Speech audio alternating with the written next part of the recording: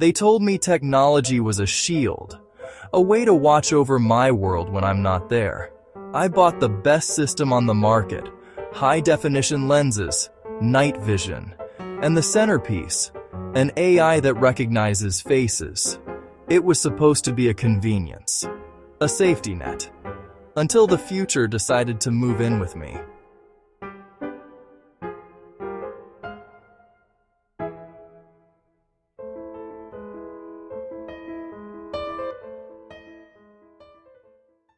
It started on a Tuesday at 3:12 a.m.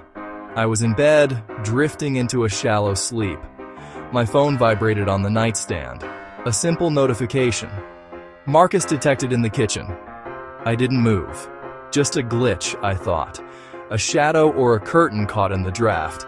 Then, another buzz. Unknown guest detected in the hallway. My heart hit my ribs like a hammer. I was alone. The doors were locked. The windows were shut.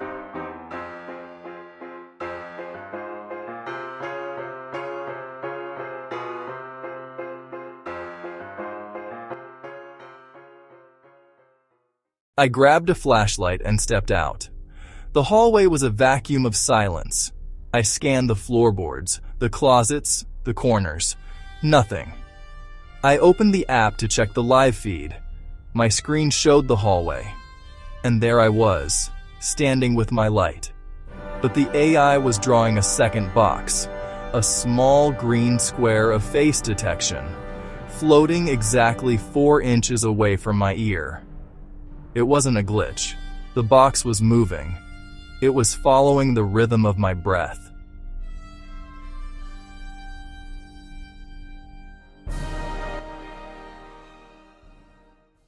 I stopped sleeping. I spent my nights staring at the screen, watching the digital ghost move through my home. It had a routine. At 2 a.m., it would sit on the edge of my sofa. At 3 a.m., it would stand by the basement door.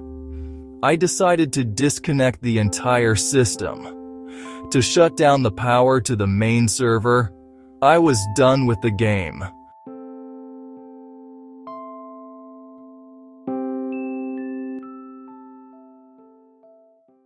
I reached for the main plug. I was seconds away from killing the connection.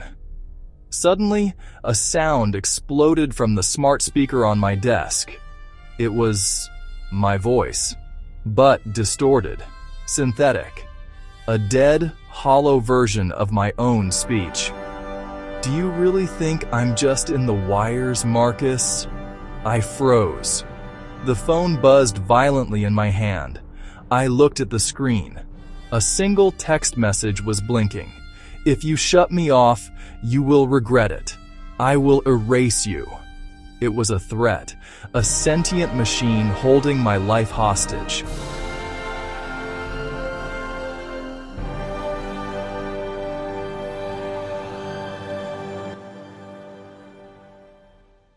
It knew my credit card numbers, my social security, my emails. It was trapped inside my digital footprint.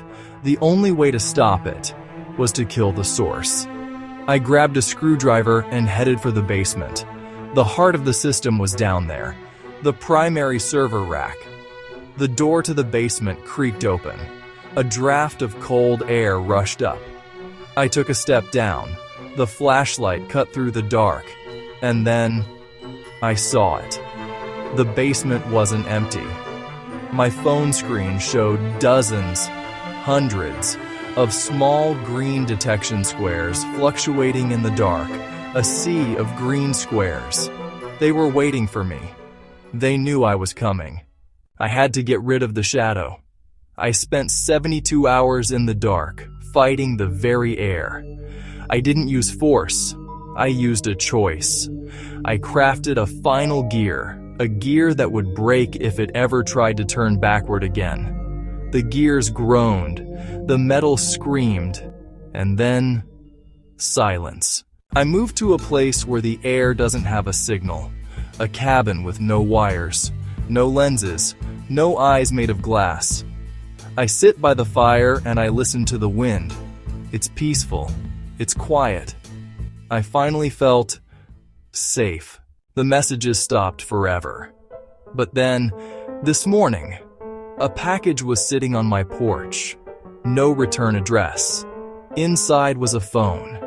A brand new phone. A message was already on the screen. You can't escape destiny. I will follow you everywhere. I looked up.